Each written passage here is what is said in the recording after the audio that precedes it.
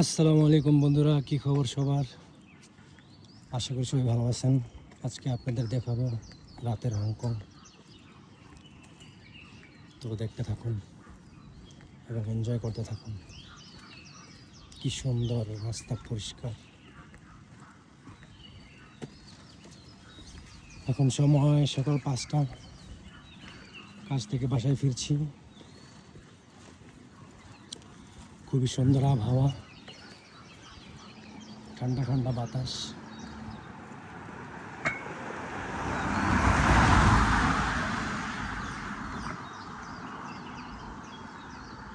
মনে হচ্ছে এখানে কোনো অনুষ্ঠান হবে, যার জন্য গেট সাজিয়েছে।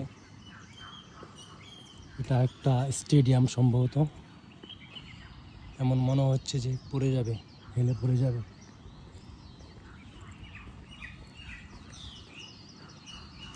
অন্ধকারে বোঝা যাচ্ছে না, দিনের বেলা বোঝা যায়।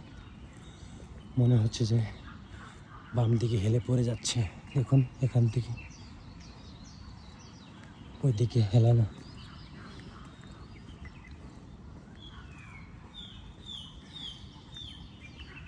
আমার জীবনের প্রথম ব্লগ,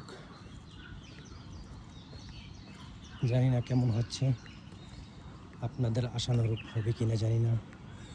ভুল ত্রুটি ক্ষমা সুন্দর দৃষ্টিতে দেখবেন আশা করি।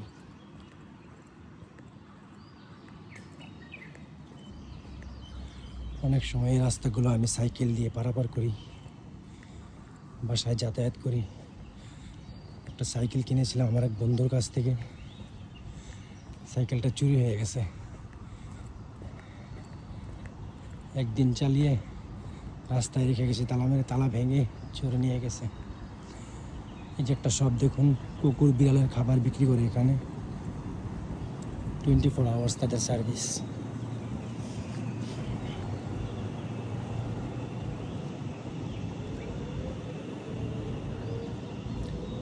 দেখুন, দেখতে ভালোই লাগে।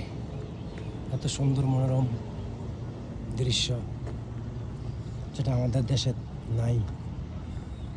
এত পরিষ্কার রাস্তাঘাট দেখতে অমায়িক লাগে। দেখুন কত সুন্দর একটা রেস্টুরেন্ট।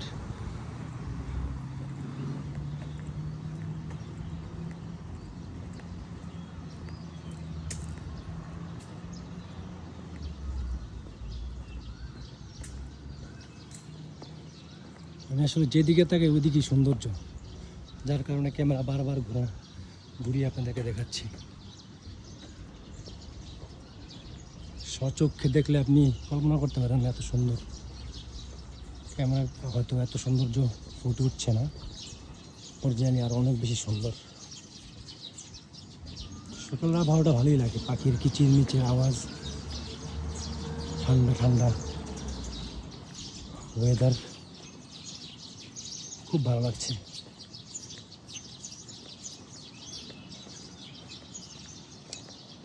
আর 5 মিনিট পরে আমার গন্তব্যে পৌঁছে যাবো। রাতে গাড়ি পাওয়া যায় না, আমি যেখানে কাজ করি, তাই হেঁটেই বাসায় যাচ্ছি। আমার কোম্পানি থেকে বাসার দূরত্ব প্রায় 30 থেকে 35 মিনিটের মতো লাগে। ভালোই লাগে হেঁটে যেতে।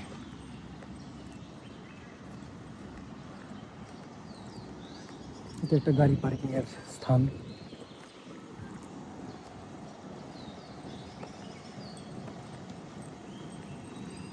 এই যে একটা রাস্তা দেখুন, আমার কাছে খুবই ভালো লাগে। ফুটপাত অসাধারণ লাগে এখানে হাঁটতে। বিশাল চওড়া রাস্তা। এই যে দেখুন 7-Eleven। আমার খুব স্বপ্ন, আমাকে যদি আল্লাহ একদিন অনেক টাকা পয়সা দেয়, তেমন একটা কোম্পানি খুলবো। সবাই আপনারা আমার জন্য দোয়া করবেন, যাতে বাংলাদেশে 7-Eleven-এর বিপরীতে এই টাইপের কিছু একটা ব্যবসা খুলতে পারি। আল্লাহ যেন আমার মনের আশা পূরণ করে, দোয়া করবেন।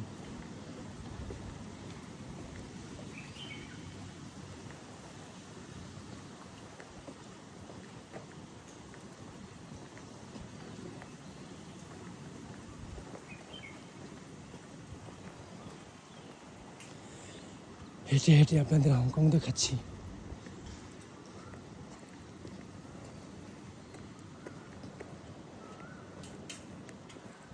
Look left, look right. দেখুন কত কিছু ফেলে দিয়েছে ময়লার গাছগুলো।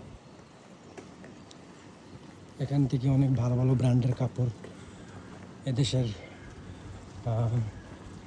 যারা ওল্ড সিটিজেন, বয়স্ক মানুষ যারা মহিলারা, ওনার রাস্তাঘাট পরিষ্কার করে এবং এগুলো ধুয়ে তারপরে নাইট মার্কেটে বিক্রি করে অনেক সময়।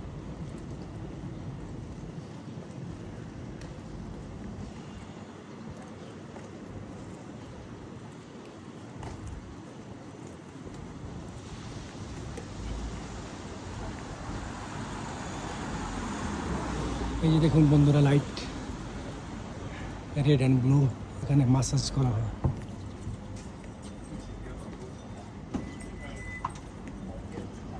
আপনারা চাইলে মাসাজ সার্ভিস নিতে পারবেন।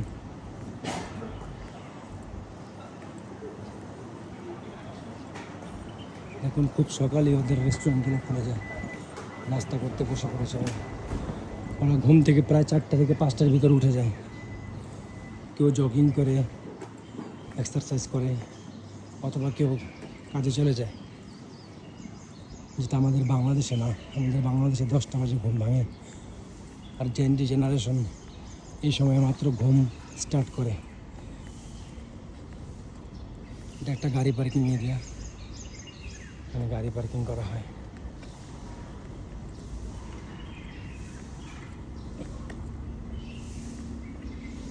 একজন ট্যাক্সি বন্ধ করে ঘুমাচ্ছে। এই সময় পার্কের মধ্যে দিয়ে আসলে দেখা যেত এদেশের বুড়িরা, বুড়া মানুষজন যারা আছে তারা জগিং করছে, এক্সারসাইজ করছে।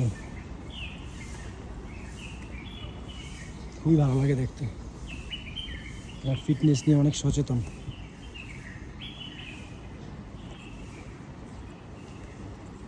যার জন্য ওদের 40 থেকে 50 বছরের বয়সের মানুষদেরও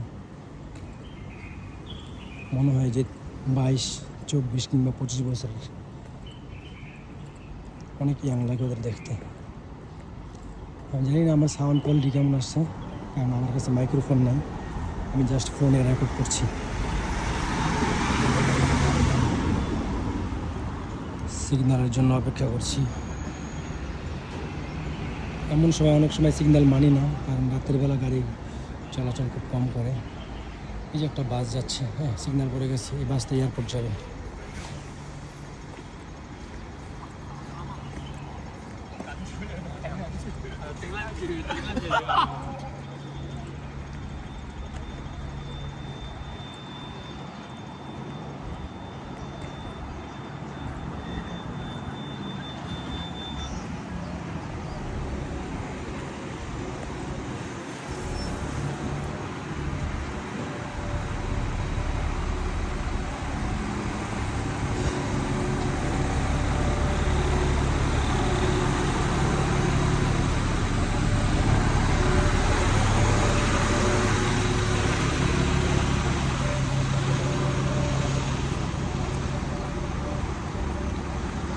এই এখানকার বাস স্টপ, এখান থেকে অনেক জায়গায় বাস যায়। টাইপো, শামসিপু, জর্ডান, মংকক কিংবা মেফো, হংকংয়ের যে সিটিগুলো আছে, এক এক সিটিতে এক এক বাস যায় এখান থেকে। আবার মেন রাস্তায় দাঁড়ালেও আপনি অনেক বাস পাবেন। এই যে এটাকে বলে সেরিকান্দি, আমাদের বাঙালিদের খুবই জনপ্রিয় একটা এলাকা। সন্ধ্যা হলে আমাদের আশেপাশের এলাকার সবাইকে পাওয়া যায় এখানে। আর রবিবার দিন এখানে মেয়েরা বসে থাকে সম্ভবত, সেই জন্য এটার নাম দেওয়া হয়েছে সেরিকান্দি। আমি জানি না সঠিক।